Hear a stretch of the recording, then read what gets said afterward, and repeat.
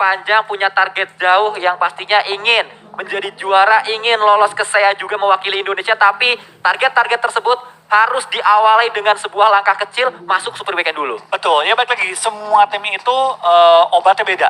Ya. Kalau mereka lagi ada masalah, atau bilang tanda kutip lagi ada sakitnya gitu ya, solusinya beda. Ada yang butuh solusi instan, ada yang butuh solusi jangka panjang. Tergantung lah. Kalau misalnya lagi butuh banget poin, udah nggak mikirin jangka panjang.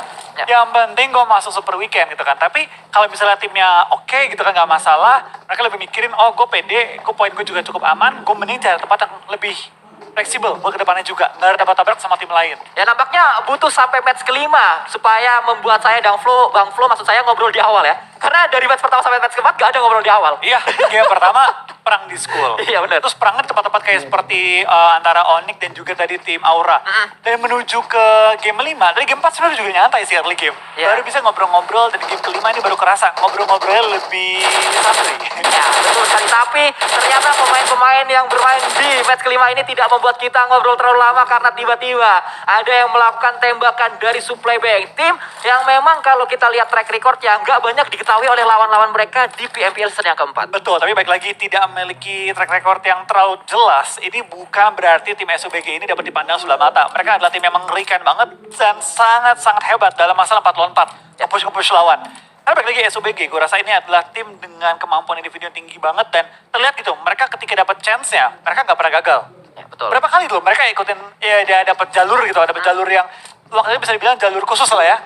Tapi nggak pernah gagal gitu mereka dalam setiap pertandingan yang mereka jalani. Ya itu dia, tapi kita juga masih menunggu ya seorang hoki yang belum bermain nampaknya ya di hari ini. Karena masih disimpan nampaknya sebuah secret weapon ya, bisa dikatakan si hoki ini untuk pemain-pemain supply bank. Tapi ya ini dia, Takai juga datang menjadi penantang, melakukan tembakan-tembakan, ngetes AI. Ngetes AI.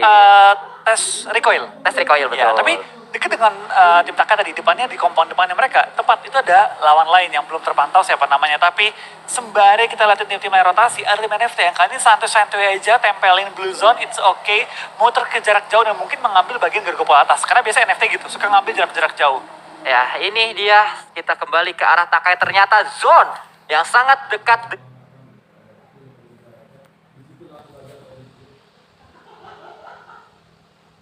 dengan Takai. Ini adalah dua tim yang juga nggak boleh buang peluang. Mereka harus ngegas secepat mungkin, mereka harus mendapatkan tempo yang mereka inginkan secepat mungkin. Karena dari match pertama sampai match keempat belum terlihat dua tim ini. Betul, ini adalah tim yang kali ini patut waspadai tapi belum menunjukkan performa terbaik mereka. Sedangkan Zone, terakhir mereka turun nggak di school gitu ya, di Rengga. Mereka memiliki performa yang meningkat dengan pesat banget. Ya. Apakah mereka kali ini bakal bisa maksimalkan posisi baru mereka dengan rotasi yang so far so good gitu, masuki zona kita yang kedua kali ini.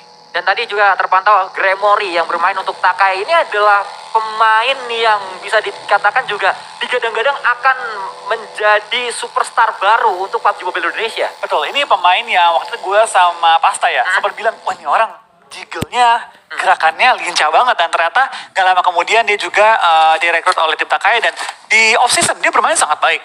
Ya, tapi kalau kita berpindah ke arah Keshi, pemain dari Onyx yang ternyata kali ini dekat sekali dengan pemain mereka, ada Boom yang langsung kotar kasih rotasinya ditembak oleh seorang Keshi dan juga pemain-pemain Onyx yang lainnya sudah melakukan setup di area tersebut. Betul, tapi dengan Boom kali ini harus pindah posisi. Mereka masuki posisi cukup riskan juga. Di daerah open field mereka kepisah ke beberapa arah yang berbeda dan harusnya untuk kembali. Tapi resikonya tentu kalau bisa jauh adalah gampangnya di pick off oleh tim-tim yang berbeda. Sementara dari seorang Fokker apakah sudah menemukan satu compound, tapi nemuin compound seorang Ikiar ditumbangkan dan sementara tersungkur ke arah tanah. Tapi dengan backup dari dua teman-teman lainnya. Ya, harusnya ini masih bisa diselamatkan karena pop-up-popnya tepat juga untuk dilakukan untuk defensif ke arah sana. Tapi dia, pemain-pemain Malzama yang sudah juga memiliki compound, terus memberikan pressure dengan M4 kali 6 ke arah compound tersebut atau ke arah smoke tersebut. Betul, kita bakal juga dari seorang Ciel kali ini bakal coba untuk pindah posisi. Kali ini enggak. Apakah mereka dari tim Marusama lebih pilih untuk stay di dalam area mereka, compound mereka karena dekat dengan arah pegunungan juga, cukup luas juga, dan kalau memang mereka berani bisa naik sampai ke arah gentong airnya. Betul sekali. Dari Ponbit juga ini dia berada di area Gatka. Selalu Gatka nampaknya kali ini dari 3 Irangel yang dihadirkan, Gatka selalu menjadi tempat rotasi dari semua tim karena memang area circle-nya menuju ke Gatka terus-terusan. Betul, ini Galka menjadi satu inceran juga bagi tim-tim lain karena ya dari tadi ya kita lihat game pertama kurang lebih Hargatka. Game kali ini Erangel yang terakhir pun menuju ke Hargatka, yang berarti ya ini PR tambahan lah bagi mereka. Tapi sembari tempatnya juga dari tim NFT tampaknya muter-muter area Ruins mencari sekiranya tempat-tempat yang enak untuk diisi. Mereka dekat dengan tim SG kalau nggak salah, itu dia kanan SG. Dan di sebelah mereka juga setahu gue ada tim RRQ tadi yang ngisi bagian Ruins ya. So ini dari tim NFT cukup kejepit kalau mereka berhenti tepat di sini nih. Ya, tapi Svavel melambatkan gerakan dari Dacianya. Walaupun memang masih bergerak juga dan drone ini dia pemain-pemain NFT yang lain. Cukup menjanjikan sebenarnya permainan NFT di hari ini ya Bang Flo ya. Betul, mereka bermain yang cukup konsisten dan terlihat memang mereka pastinya punya pengalaman yang cukup tinggi juga mengingat mereka semuanya adalah mantan main PMPL, bahkan 3 member mereka, Svavel, Drone, dan juga Ramones adalah mantan wakil Indonesia di kancah internasional. Nah, pengalaman memang sudah dimiliki, sudah bisa dikatakan mengalami asam garam dunia per PUBG Mobile-an ya. Karena memang kalau kita lihat ini dia hanya membutuhkan sebuah chemistry mungkin, walaupun chemistry itu juga sudah didapatkan karena mereka sebenarnya kenapa mau bermain di NFT karena ini adalah dream team mereka, dibilangnya kayak gitu. Betul, tapi kita bakal lihat juga tampaknya dari tim RRQ sudah bertemu juga dengan tim NFT di mana tiga player mereka bahkan sudah di take down oleh tim RRQ. Tampaknya di HBD sama lawannya dan sekarang tinggal seorang drone yang ditangkap oleh victim kali ini langsung dipulangkan karena lobby di posisi ke-16 tanpa membawa satupun poin. Belum selesai kita bahas tentang NFT, ternyata langsung terkat rotasi mereka. Ada HBD yang terjadi. Dari sisi lain Labcap juga akan coba mulai melakukan cut rotasi ke arah pemain-pemain dari Alter Ego yang sedang melewati jalur mereka atau compound mereka. Betul, kita bahkan juga dari seorang dinosaurus sudah melihat dan sudah mulai mantau ke sekitar area mereka. Mereka nempatin ujung dari zona yang berarti yang utama mereka harus lakukan adalah pastiin depannya kosong, pastiin belakang nggak ada yang backstep. Kiri kanan nggak terlalu masalah. Yang penting adalah jangan sampai ada orang di depan mereka dan menghalangi rotasi next step mereka. Jangan sampai ada orang di belakang mereka dan coba take over posisi mereka. Itu kunci main di pinggir zona. Dan ternyata dua tim yang turun di area Milta dan Farm, yaitu Bigetron dan Void, masih terjebak di area Blue Zone. Tapi kalau kita lihat ini dia, Void dan Bigetron yang tadi sudah saya katakan mereka sedang fight. Ternyata ada bakaran yang coba dilakukan, ada M249 yang digunakan ternyata oleh seorang licin dari tim Void Esports. Betul, tampaknya dari BTR cuma Ryzen yang keluar dari kuncian tim Void. Kali ini tim Void tampaknya pengen coba menghabisi tim BTR yang nggak bisa gerak kemana-mana, termakan dan tersakiti oleh sakitnya Blue Zone. Lemparan bom juga ditumbangi oleh seorang aimbot ke atas, belum menemukan targetnya, cukup memberi damage ke arah Zuxi, tapi dari jarak jauh Ryzen memberikan backup yang sangat baik, bahkan menumbangkan seorang aimbot. Akankah Ryzen datang untuk nge-backup atau akankah Ryzen stay di sisi angle jauh dan coba nge-backup dari jarak yang cukup jauh kali ini? Ya, tapi backupan dari Ryzen benar-benar akurat dan dia punya angle yang berbeda kali ini dengan pemain-pemain Bigetron yang lain. Ini bisa jadi game changer juga untuk Bigetron, menumbangkan Void atau justru Void dengan 4 pemain yang berada di satu area yang sama melawan 3 pemain saja dari Bigetron akan membuat pertahanan mereka bisa ditembus atau pertahanan Bigetron bisa ditembus oleh ganasnya penyerangan dari Void. Betul, kita pakai juga reverse 8 sudah mulai dipakai juga oleh semua anggota BTR. Kedua tim ini nahan sakitnya Blue Zone, tapi dari Void mulai nge-push ke atas, mulai walking through the smoke mencari lawan-lawan, tapi Licin tertumbangan terlebih dulu oleh seorang Zuxi. Spray down dari seorang Liquid, dapatin satu juga, tapi Liquid perlu melakukan healing secepat-cepatnya karena Blue Zone sudah mulai sakit, apalagi OTW zona keempat. Ya, datang kali ini bala bantuan juga dan ternyata kali ini Bigetron satu pemain tumbang akan coba mencari yang selanjutnya. Tersisa satu pemain saja, Ryzen dari sisi jauh, dan Ryzen akan menyelamatkan placement point dari Bigetron harusnya. Betul, tampaknya dari BTR kali ini tidak mendapatkan poin eliminasi sementara waktu, tapi satu persatu dari anggota Void juga mulai berjatuhan oleh sakitnya Blue Zone keempat, dan Ryzen pun bisa dibilang perjalanannya cukup jauh kali ini menuju ke arah safe zone. Bahkan dari Void tereliminasi posisi ke-15 hanya membawa 2 poin eliminasi pada ronde kali ini. Ya, dia atau bisa dikatakan Void menumbangkan pemain-pemain Bigetron karena memang tadi jalur rotasi mereka sama-sama dari arah kanan bawah. Tapi ini dirugikan juga dua-duanya ya. Nggak ada yang menang dari fight ini bisa dikatakan. Betul, tapi sembari kita melihat kali zona pun sudah bergerak dan hanya menyisakan 10 detik. OTW zona kelima di mana victim juga RRQ cukup berdekatan bersebelahan. Dua tim sudah mengantongi WWCD pada hari ini. Bahkan dari victim menyadari bahwa ada tim RRQ. Lihat Misery, langsung coba motongin lower groundnya, mungkin mencari vision, mencari informasi di mana tim RRQ sedang set up. Ya, tapi kalau kita lihat ini dia pergerakan yang dibangun oleh Misery. Benar-benar percaya diri sekali ya pemain-pemain dari victim. Kalau kita lihat mereka berani untuk berjauhan jaraknya walaupun sudah di grup lagi, dan Gatka nampaknya memang menjadi tujuan dari Supply Bank, menjadi tujuan dari tim Alter Ego, dan tujuan dari Live Cap tadi yang lewat begitu saja. Betul, tapi kita perhatikan juga dari beberapa tim tampaknya sudah mulai bertemu dengan lawan-lawan mereka searea, dan mereka perlu melakukan clearing, tapi Victim dengan PD-nya langsung menuju ke bagian tengah dan langsung lewatin Livescape, lewatin GD. Akankah ini menghasilkan hasil yang baik? Karena dari tim Livescape langsung memotong satu player dari tim Victim.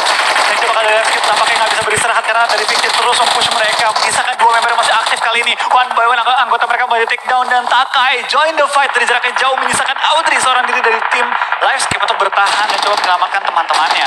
Takai seakan membantu Victim, tapi justru kali ini Takai lah yang mendapatkan keuntungan. Kian datang, dan ternyata granat kill justru dari Nichil area ini atau area yang lainnya lagi. Betul, gue kaget dengan di Victim. Di game sebelum mereka bermain di pinggir zona dengan sangat baik, pada kali ini mereka terobos ke arah tengah dan malah ke take down oleh tim Takai dan juga tim Livescape. Dimana Livescape juga ikut tumbang kali ini. Sebenarnya tadi Victim kalau dia nggak memperdulikan pemain dari tim Live Cap, dia bisa aja selamat karena bisa aja muter ke sebelah kanan, muter jauh dari pemain-pemain Live Cap. Tapi tadi Victim seakan menantang Live Cap dan ditumbangkan satu persatu. Betul, tapi kita bakal lihat juga dengan 13 tim tersisa 43 player masih live kali ini. Kita bakal lihat dari tim-tim yang masih bertahan, dapatkah mereka mendapatkan posisi yang enak di dalam area zona. Sembari kita melihat tim-tim rotasi, tampaknya beberapa tim juga sudah mulai harus hati-hati dengan zona yang tampaknya sudah mulai sakit juga.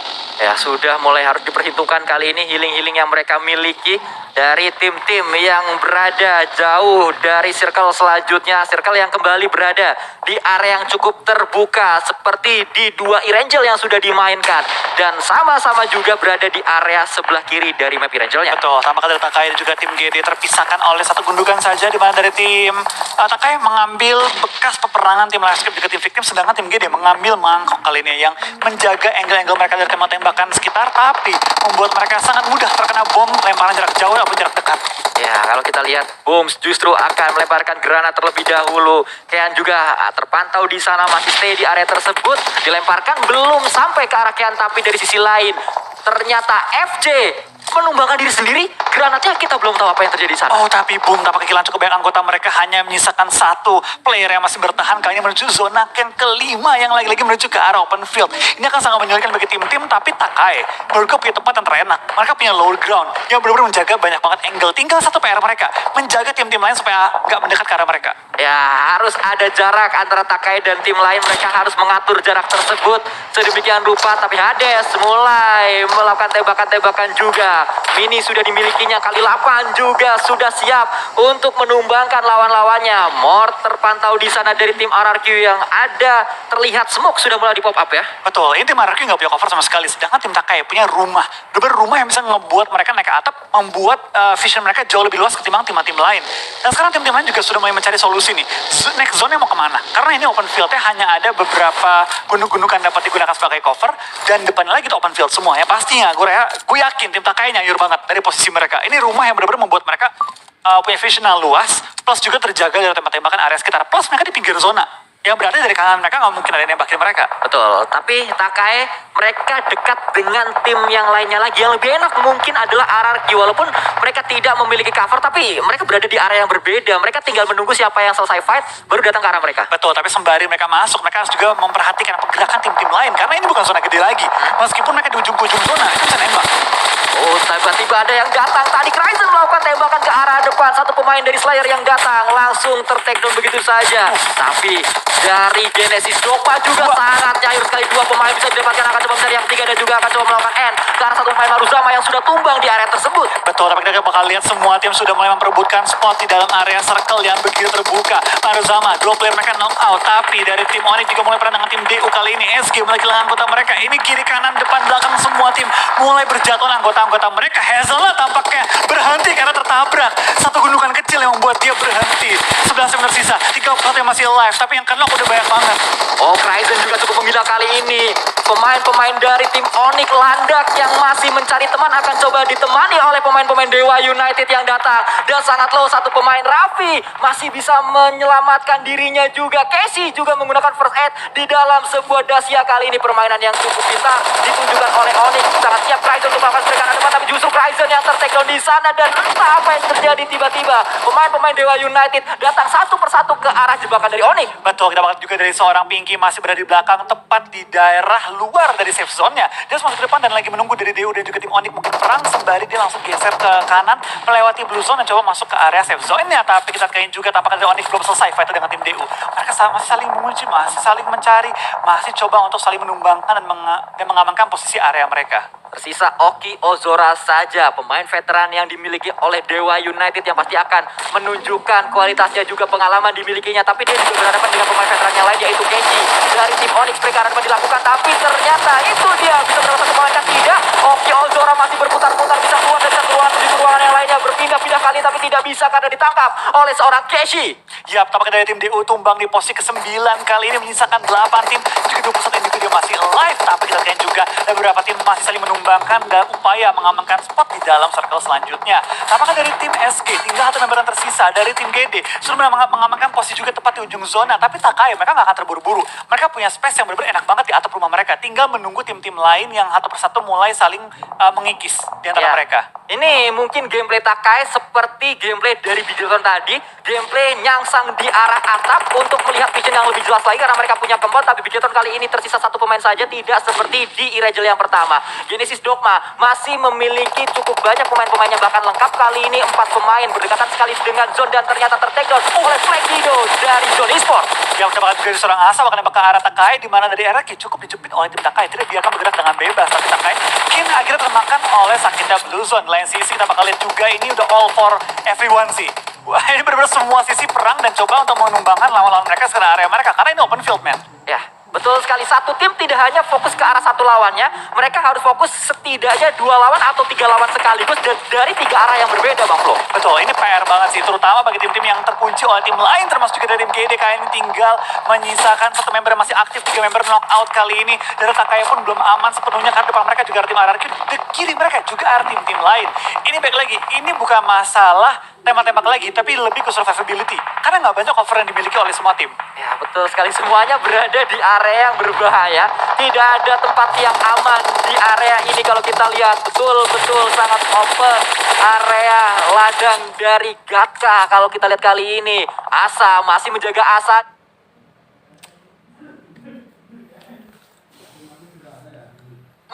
Untuk menumbangkan lawan-lawan mereka, RRQ sudah mendapatkan 5 elimination point sejauh ini dan mereka masih punya 3 pemain yang masih bisa nembak. Mereka akan dilakukan free sebenarnya tapi tidak berhasil. Betul, tapi balik lagi gak ada Emasis yang menyulitkan semua tim. Tapi dari tim RRQ apakah sudah mulai fight juga dengan tim Sakai yang menumbangkan seorang Gremory, menyisakan Hades juga satu member lainnya tepat di ujung zona mereka kali ini. Bahkan juga dari Peko merupakan juga kepala seorang bungsu. Tapping kali ini gak boleh terlalu lama karena mungkin ada tim lain yang datang untuk coba nge-backup lagi.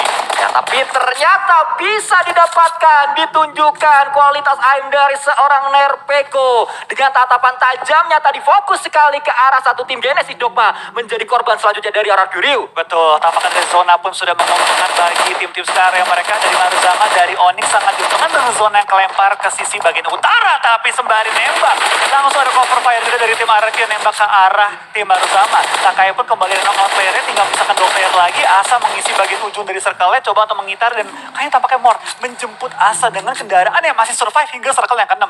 Wow, ini benar-benar keuntungan yang dimiliki oleh RRQ. Dengan sebuah kendaraan, dia bisa men-setup kendaraan tersebut menjadi sebuah cover juga.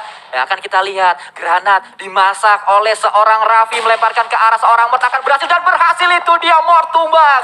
Akan menjadi sebuah momentum untuk Raffi, tapi justru ada granat balasan. Akankah berhasil membalas knock dari rekannya meledak di sana, tapi masih ada jarak antara granat dan juga Raffi. Ke arah depan, Raffi bisa mendapat 1 orang dan itu dia. Akhirnya mod pun didapatkan oleh seorang Raffi dengan sebuah MG3. Ya, tapi dari seorang Raffi masih bertahan juga di balik fortingannya dia. Memang dari Raffi ini tinggal 1 orang lagi yang bertahan dari tim Onyx tentunya. Tapi dari Raffi terus mencari kill-kill tambahan di mana Nerpeko tertangkap juga oleh seorang Hades. Tampaknya kiri kanan RRQ dijepit oleh 2 tim yang berbeda. Di mana Maruzama Kingu enak banget tinggal nontonin 3 tim lainnya perang. Ya, Kingu tinggal menjadi penonton saja, mencari tempat terenak untuk menyaksikan peperangan yang terjadi dan mungkin akan keluar saat momentumnya tepat. Tapi Takai ini di atas angin posisinya karena mereka menjadi satu-satunya tim yang memiliki 3 pemain yang masih bisa nembak. Betul, yang lain semua satu-satu suatu. Ya. Di mana Takai masih punya 3. Dan bener aja kan, dari rumahnya Takai memang tuh enak banget posisinya. Bener-bener membuat mereka enak untuk mencari vision, enak untuk nembak juga. Nah, akhirnya berhasil dimaksimalkan oleh mereka. Tapi sembari Asa juga mencari poin-poin kill tambahan kali ini. Wow, sangat tajam aim dari seorang Asa. Dan M249 bisa mendapatkan 2 pemain.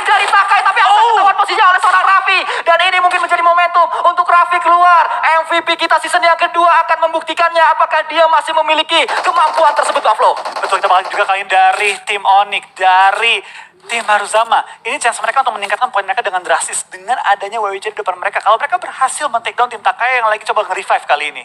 Ya, ini akan menjadi mendebarkan karena Takai berada di atas angin, tiba-tiba menjadi tim yang paling terjepit. Mereka terkena blue zone juga. Satu pemain tumbang, satu pemain pulang. Gremory akan menyelamatkan seorang Crush. Tapi akankah dua pemain yang bertahan dari Takai bisa menumbangkan dua pemain dari dua tim yang berbeda? Betul, ini dari tadi Haruzama King enak banget sih. Tinggal nontonin keadaan, tinggal menunggu momen juga. Tapi lemparan bom dia ke arah seorang Raffi belum berhasil menumbangkan Raffi yang masih ada di balik fortingannya. Sembari tambah juga dari tim Haruzama, mereka tampaknya belum terlalu kelihatan. Seorang Kinggu, seorang diri belum terlalu kelihatan juga oleh member-member lainnya. Takai sudah berhasil nge-revive juga satu membernya. 2-1 lawan 1. 2-1 melawan 1 lagi. Raffi masih bertahan dan mulai melakukan tembakan dan kembali ditunjukkan skill yang sangat berkelas dari pemain Onyx, Raffi kali ini. Betul, Raffi tampaknya seorang diri sudah berhasil menumbangkan cukup banyak lawan-lawan sekitar area mereka. Bahkan Raffi dari tadi seorang diri loh, dia satu-satunya orang yang dari bertahan sendiri berhasil menambahkan kill demi kill bagi timnya. Bahkan Takai yang tadi bertinggal bertiga, sekarang tinggal last man standing, Hades seorang diri. Dapatkah dia merevive Crush? Akankah dia membiarkan Crush tumbang oleh Blue Zone dan dia coba fokus perang dengan dua lawan depan dia? Ini benar-benar late game yang ideal karena 1-1 fight segitiga akan terjadi kali ini. Mungkin Crush tidak akan diselamatkan lagi dan betul saja kill tersebut masuk ke arah Raffi. Tinggal menunggu siapa yang punya utility lebih banyak untuk memainkan utility. Tapi Raffi menunjukkan kembali ketajaman AM-nya. Berkelas sekali, MVP season 2 di bawah senggol dong. Ya, ini Raffi benar-benar mengamuk banget di game kita yang terakhir. Tapi Hades memiliki keunggulan informasi. Dia tahu bahwa Raffi nembakin ke arah kanan, yang berarti dia tahu posisi kurang lebih Raffi ada di mana. Tapi Raffi tampaknya sudah memperkirakan juga posisi dari seorang Hades. Ada Free Fire yang dilempar tembak oleh seorang Raffi, belum menemukan targetnya. Hades masih ada beberapa rumputan, tapi ini Hades terbuka banget sih. Dia tembakan seorang Raffi. Ini kalau sampai kelihatan dikit, ini Hades habis sama Raffi. Raffi harus bergerak karena blue zone-nya ternyata bergerak kali ini. Tapi ternyata Hades, Takai menumbangkan pesta yang sudah dibangun oleh Raffi. Raffi sudah membuat pesta, ternyata hilang semuanya karena Hades mengetahui di mana posisi Raffi. Betul, ini benar-benar seorang Raffi memperlihatkan permainan yang sangat